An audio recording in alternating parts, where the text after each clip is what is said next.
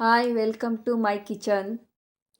Hi friends, ತುಂಬ ಸಾಫ್ಟಾಗಿ ಜ್ಯೂಸಿಯಾಗಿರೋ ಗುಲಾಬ್ ಜಾಮೂನ್ ಹೇಗೆ ಮಾಡೋದು ಅಂತ ತೋರಿಸ್ಕೊಡ್ತೀನಿ.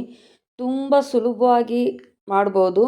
ಏಕೆಂದರೆ ಸುಮಾರು ಕಡೆ ಜಾಮೂನ್ ತಿಂದಿದ್ದೀನಿ, ಸ್ವಲ್ಪ ಗಟ್ಟಿಯಾಗಿರುತ್ತೆ, ಒಳಗಡೆ ಅಂತೂ ತುಂಬ ಗಟ್ಟಿಯಾಗಿರುತ್ತೆ, ಹಿಟ್ಟಿಟ್ಟು ಥರ. ಸೊ ಇದು ತುಂಬ ಜ್ಯೂಸಿಯಾಗಿ ಸಾಫ್ಟಾಗಿರೋ ಅಂಥ ನಾನು ಗುಲಾಬ್ ಜಾಮೂನ್ ಹೇಗೆ ಮಾಡೋದು ಅಂತ ತೋರಿಸ್ಕೊಡ್ತಾ ಇದ್ದೀನಿ. ನಾನು ಒಂದು 300 ಗ್ರಾಮಷ್ಟು ಸಕ್ಕರೆ ಹಾಕೋತಾ ಇದ್ದೀನಿ. ಅದಕ್ಕೆ ಸುಮಾರು ಒಂದು ಅರ್ಧ ಲೀಟ್ರಷ್ಟು ನೀರು ಹಾಕ್ಕೊಂಡು 2 ಯಾಲಕ್ಕಿನ ಬಿಡಿಸ್ಬಿಟ್ಟು ಹಾಕೋತಾ ಇದ್ದೀನಿ, ಓಪನ್ ಮಾಡಿಬಿಟ್ಟು. ಆಮೇಲೆ ನಾನು 175 ಗ್ರಾಮಿಂದು ಗುಲಾಬ್ ಜಾಮೂನ್ ಪ್ಯಾಕೆಟ ತೊಗೋತಾ ಇದ್ದೀನಿ. ನಾನು ಯಾವ ಬ್ರ್ಯಾಂಡಿಂದಾದ್ರೂ ಪರವಾಗಿಲ್ಲ.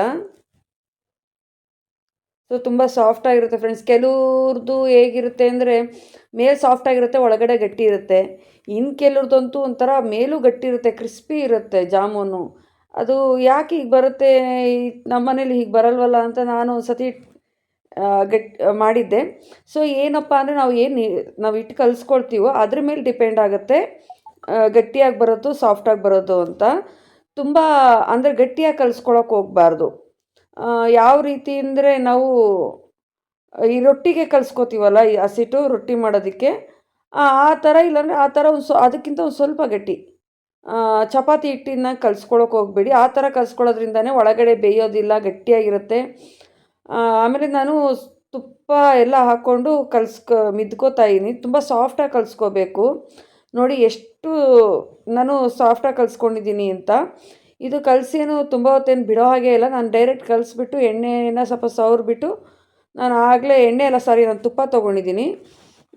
ತುಪ್ಪದಲ್ಲಿ ಸ್ವಲ್ಪ ನಾನು ಕೈಗೆ ಸ್ವಲ್ಪ ಹಚ್ಕೊಂಡು ಉಂಡೆಗಳು ಮಾಡ್ಕೊತಾ ಇದ್ದೀನಿ.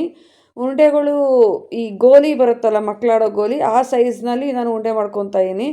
ಎಣ್ಣೆಗೆ ಹಾಕ್ಕೊಂಡ್ಮೇಲೆ ಆಮೇಲೆ ಪಾಕಕ್ಕೆ ಹಾಕಿದ್ಮೇಲೆ ಸ್ವಲ್ಪ ದಪ್ಪ ಸೈಜ್ ಬರುತ್ತೆ. ಗೋಲಿಗಿಂತ ಸ್ವಲ್ಪ ದಪ್ಪ ಸೈಜ್ ಇದೆ. ಸೊ ನೋಡಿ, ಪಾಕ ಅಂಟು ಬಂದರೆ ಸಾಕು, ಒಂದೇಳೆ ಪಾಕ ತೊಗೊಳೋದು ಬೇಡ. ನಾನು ಆಗಲೇ ಪಾಕಕ್ಕೆ ಇಟ್ಟಿದ್ದೆ, ನಾನು ಹಿಟ್ಟು ಕಲಿಸ್ಕೊಳ್ಳುವ ಟೈಮಲ್ಲಿ. ಪಾಕ ಎಲ್ಲ ರೆಡಿಯಾಗಿದೆ. ಈಗ ಎಣ್ಣೆ ಕಾದಿದೆಯಾ ಅಂತ ನೋಡೋದಕ್ಕೆ ಒಂದು ಚಿಕ್ಕದೊಂದು ಹಾಕಿ ನೋಡ್ತಾ ಇದ್ದೀನಿ. ಎಣ್ಣೆ ಚೆನ್ನಾಗಿ ಕಾದಿದೆ. ಎಣ್ಣೆ ಕಾಯೋದಕ್ಕೂ ಮುಂಚೆ ಹಾಕೋಕ್ಕೆ ಹೋಗ್ಬಿಡಿ. ಆಮೇಲೆ ಎಣ್ಣೆ ಒಳಗಡೆ ಹಾಕಿದಾಗ ಜಾಮೂನು ಮುಳುಗಬೇಕು ಫ್ರೆಂಡ್ಸ್. ಮುಳುಗಲಿಲ್ಲ ಅಂದರೆ ಏನಾಗುತ್ತೆ ಅಂದರೆ ಒಡಕ್ಲು ಬರುತ್ತೆ, ಓಪನ್ ಥರ ಆಗುತ್ತೆ. ಎಣ್ಣೆ ಒಳಗಡೆ ಫುಲ್ಲು ಮುಳುಗಬೇಕು ಜಾಮೂನುಗಳು. ಈ ಥರ ಮಾಡಿ ಕೆಂಪು ಬಣ್ಣ ಬಂದರೆ ಸಾಕು. ಸೊ ಜಾಮೂನು ರೆಡಿಯಾಗಿರುತ್ತೆ.